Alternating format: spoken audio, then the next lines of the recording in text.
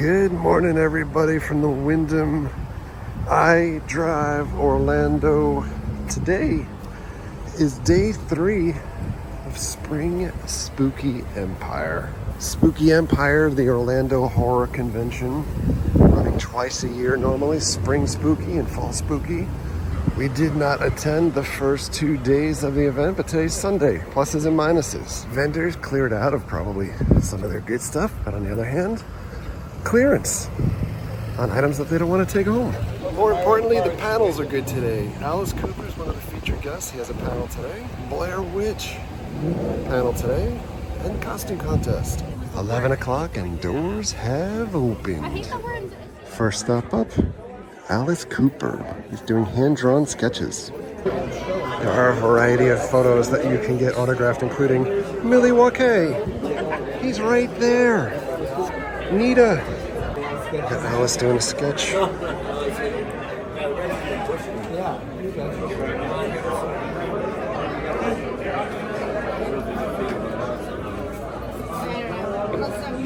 Are you getting out to any golf courses while you're here? I didn't have any time to play, but I'm leaving tonight. I live in Arizona. Yep. And I play every day. Have you been to any of the Tiger Woods pop stroke courses? What's that? Have you been to any of the Tiger Woods pop stroke courses? No, I haven't, but we have a couple in Phoenix. They are fantastic. Yeah. On, I always say on a rainy day. Problem is we don't have any rainy days here. You guys get all the rain here. That's true. You want your name on this? Sure. Kyle and Mary. Thank you so much, Alice. You're definitely a hero. Thank you. Here's our finished product. I am walking on air. And now, we wander. Oh my God.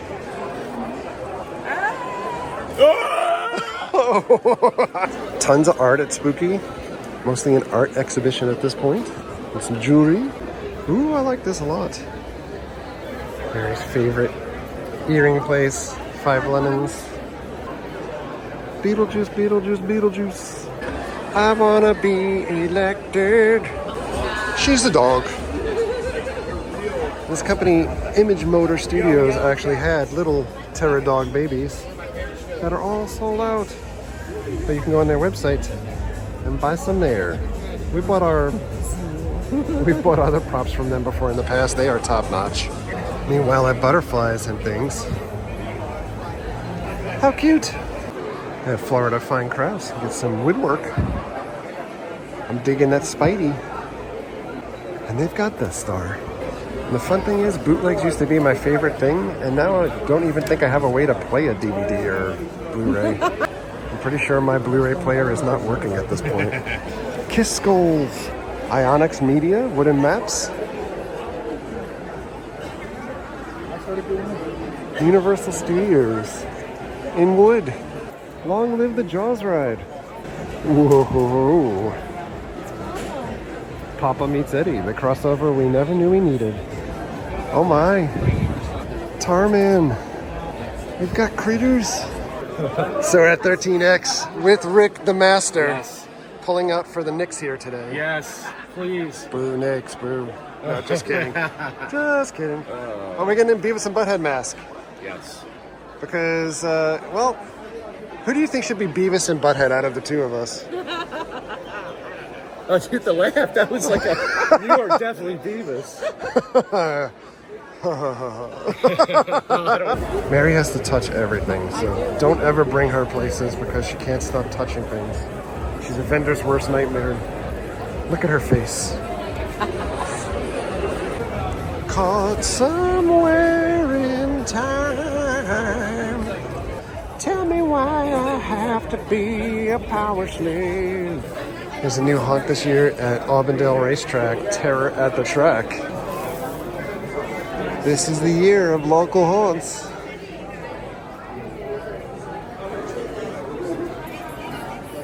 So one of my favorite things here at Spooky, it's got to be the snacks. It's got to be the oh boy. They have a booth here too that they're doing makeup. Absolutely amazing work. This is Vamp Makeup and Prosthetics. Ken's looking a little different these days. There's a huge tattoo section this year too. There's Walt's frozen head. All right, we're coming into the panel room for Blair Witch Project. It's one of my favorite horror movies. First up, I would love to introduce, again, I'm the film festival director, and we have so many found footage projects that are submitted each and every year.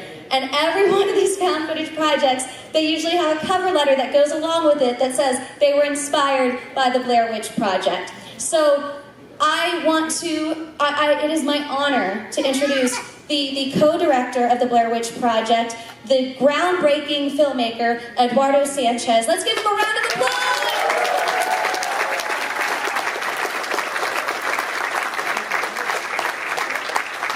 And your first step, Ed, so you get to pick your seat. Heather Donahue, Joshua Leonard, and Michael C. Williams, please come on out!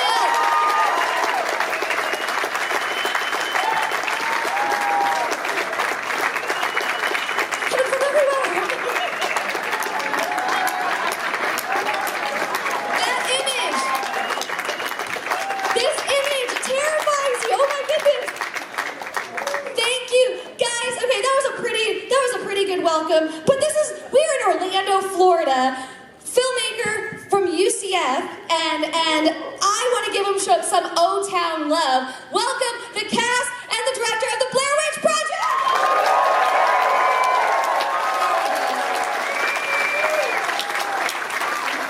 There are so many stories, especially in the independent filmmaking world. I mean, you guys truly are legends. I meet so many directors that reference Blair Witch, that say that you've changed how they view film. And my first question to you, Ed, is when the seed was planted, when the seed of the idea for the Blair Witch Project was planted, was it you had this story in mind, you had this narrative that you wanted to tell of this lore of this witch, and you needed a framing device to tell that narrative? Or did you come up with this framing device of, wow, it'd be really interesting to blend narrative storytelling with documentary storytelling, because that might invoke a visceral reaction from the audience. It might blend what's real versus fiction. I guess I'm interested in knowing what was the driving force behind the seed of the Blair Witch Project. It was, Dan Myrick, who I wrote and directed the movie with and edited the movie. We were at UCF and doing, just hanging out on the weekends, and we had just watched this movie called Freddy's Dead, which, was a fun movie, but not really scary, and we were wondering about, how, that there hadn't been many scary movies. This is like, early 90s, like 90, 91. And we were talking about what made us scared as kids, and we kind of honed in on this show called In Search Of, with Leonard Nimoy was the narrator.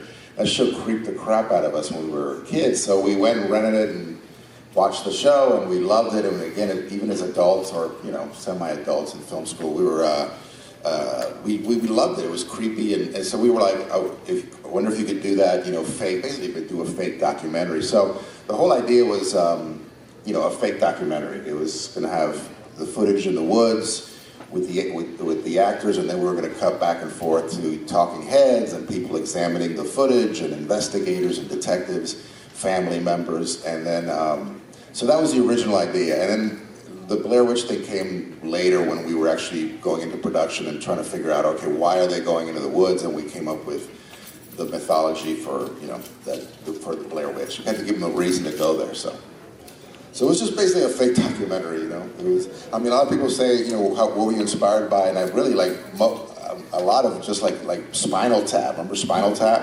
Yes. That was one of my favorite movies, and I was like, I wonder if you could do that, in the horror genre, saying? So, that was kind of the experiment. To bring it to life with the improvisation. Yeah, we wanted it to feel real, so we knew we weren't going to write a script. So we wrote a script with basically no dialogue, and we never showed it to them. We wanted them to be kind of, try to experience what the characters were experiencing, as much as possible. So, and they, we knew we were going to improvise the whole thing, and they improvised it, and they gave us so much material, and we were able to kind of edit this movie, really kind of almost direct it, in the editing room. But they gave us so much material that it was just, there's still a lot of really great material that's never been seen before. But yeah, that was kind of it. We never wanted to do that. I mean, we wanted it to be, and the same thing why, we asked them, hey, can we use your real names? On hindsight, not a great idea. But now, it was just artistic. It was like, we just want you guys not to have to memorize characters, and we don't want to ruin scenes by calling each other by your names. And everybody was cool with it, and that's why we did it. But it was just basically just trying to put them in this, in this bubble and trying to, motivate them to, give us, something that had never been seen before. And they certainly did. Oh boy. They've come to life. All right, so back into the panel room. Alice Cooper this time. Is this cool, Alice Cooper? Spooky Empire! Make some noise for the one and only Peter!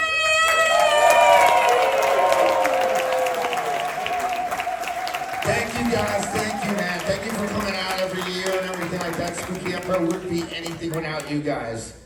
I want to get this Q&A going, and I'm going to do it this time. So this is my first time, so be patient. Stand on up, everybody. Let's give a applause to the one and only Alice Cooper.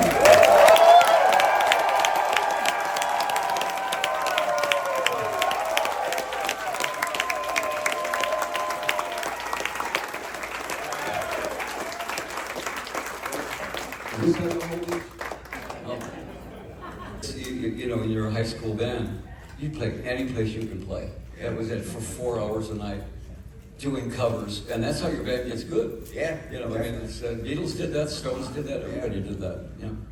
So the one thing I always wanted to know is, like, in the 80s, like Ozzy Osbourne got a perm and dyed his hair blonde, and then Gene Simmons would wear a pink blouse.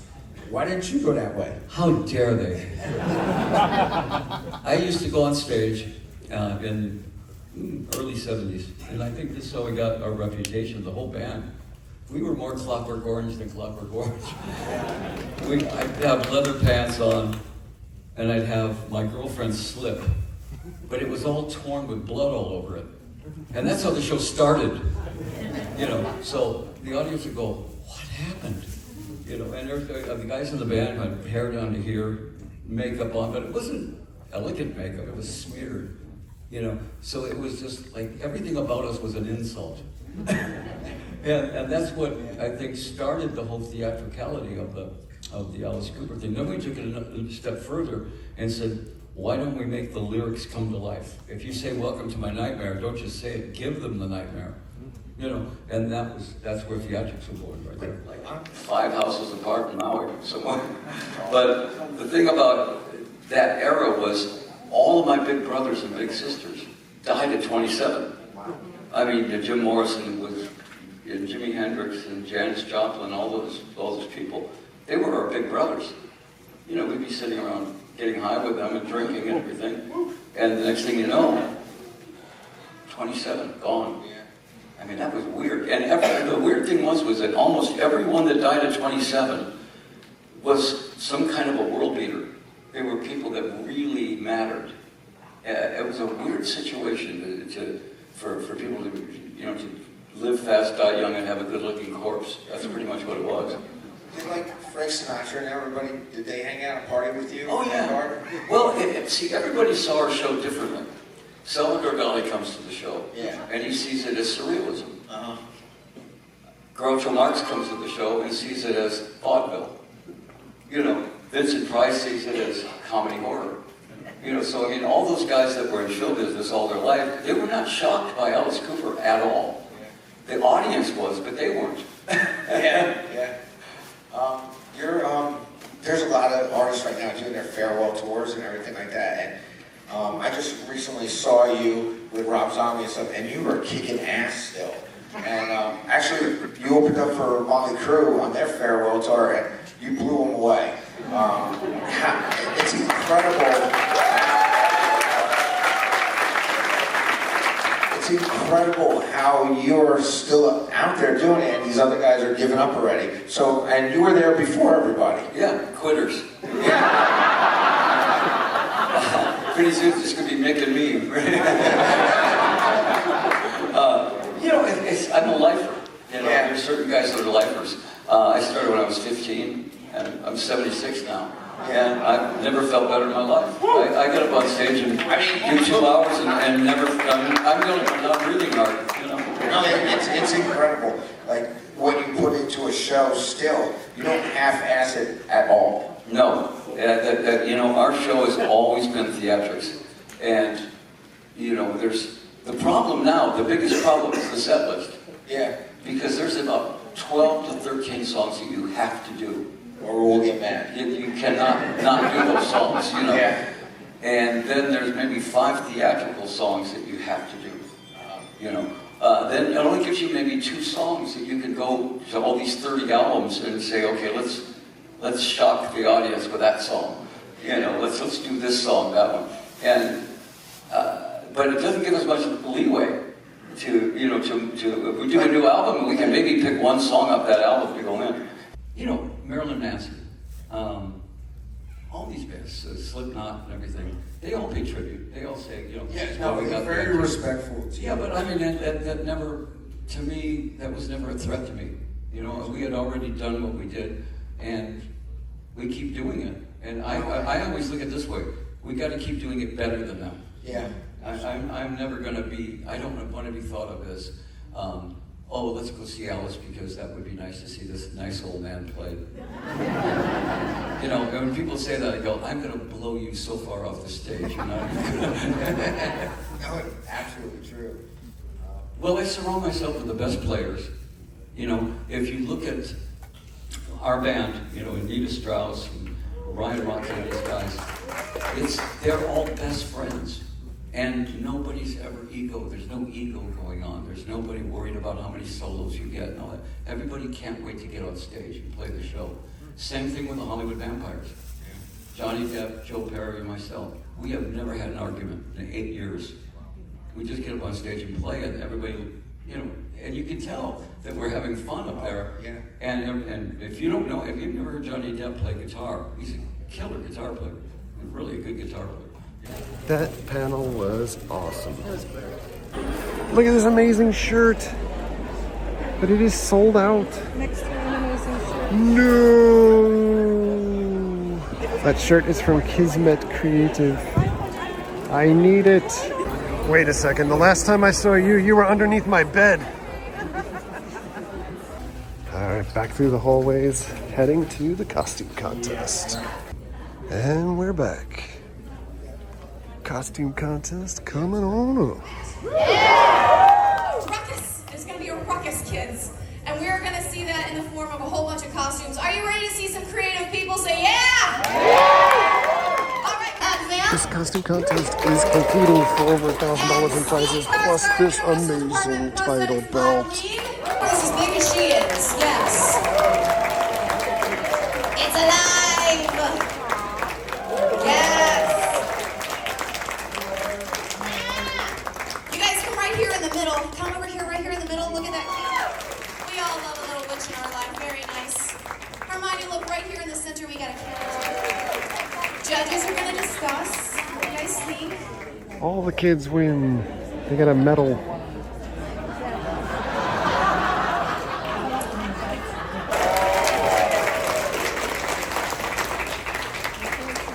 a nice little turn for the judges. There we go.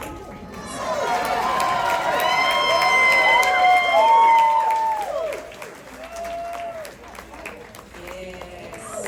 He's right there in the center, Teddy.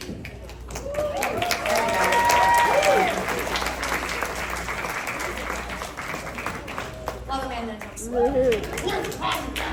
Nobody, sir. Thank you.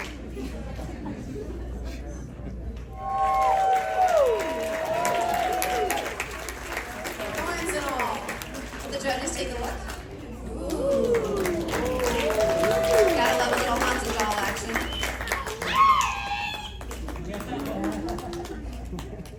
It's hard to see with all that hair.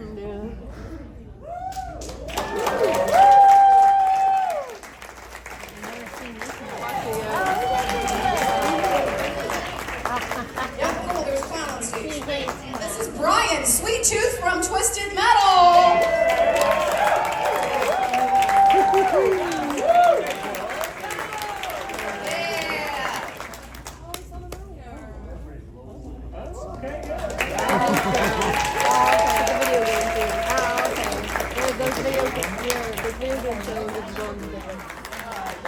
I love a good mashup.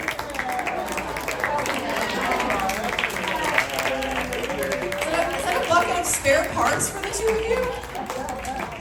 A little tune-up. All right, gotcha.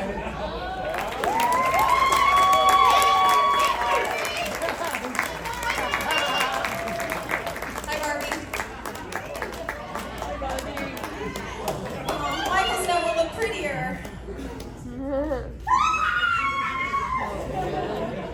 Nice. Just take a look at all the details over there. There's a lot of things going on with all the weapons.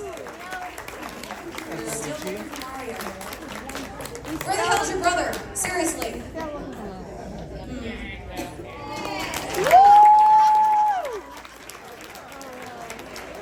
What kind of monster steals another girl's shoes? I know, they're pretty good. They're pretty good. She's looking for her Adam, you guys. She's just a single gal. She's got her eyes out, searching for it. You need that. There we go. Yeah. The drama.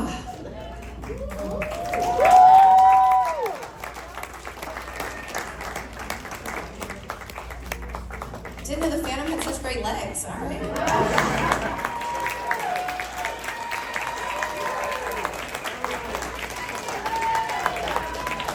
Gate 3.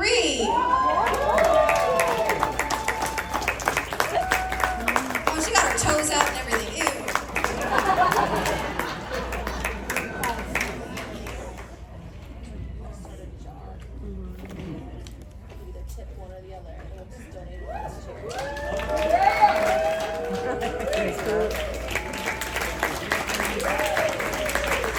Just makes sense. It's a weekend of Jason's.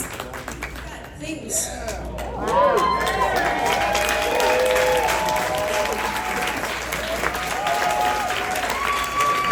Not how we remember from childhood.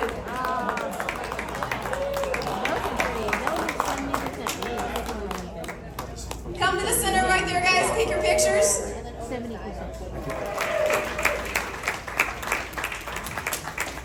Oh, and she brought theme too.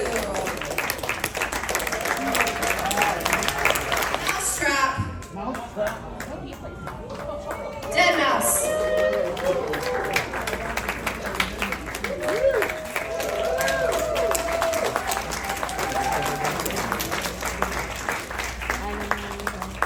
From 5 Nights at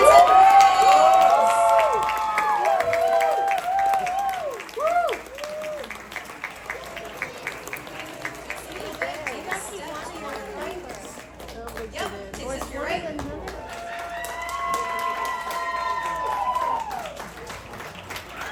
a growl. All right. Want to see you at the next spooky. Have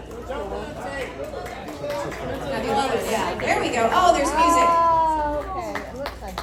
FNAF, Friday Night. Oh.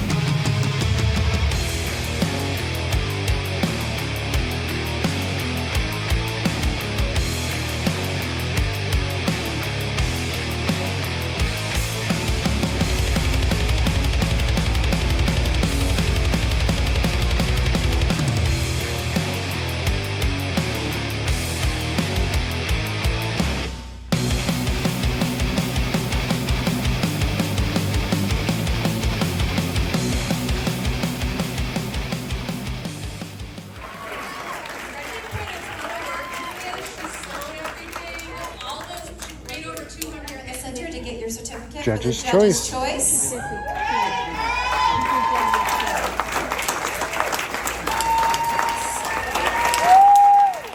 Another judge's choice.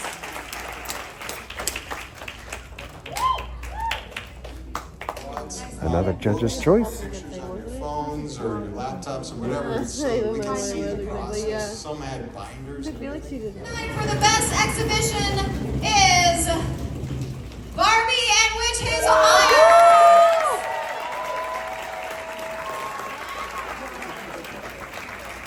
We're great together. Yeah. That's a major compliment, by the way. So right here in the center, you guys. He reminds me of Evil Knievel. For the best lookalike today, Gabrielle Adams as Wednesday.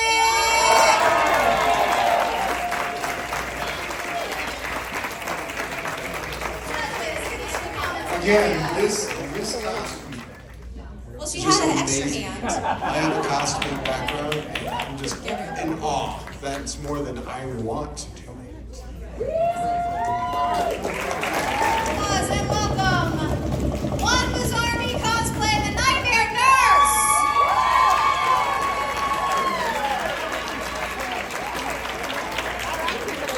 That's right, it pays to have your toes out, y'all. Again, she sewed all of this. So this is all stitched and distressed. I think she serged the seams. By the way, that was very impressive to me, and the distressing just looks great. Mystic cosplay as Chico.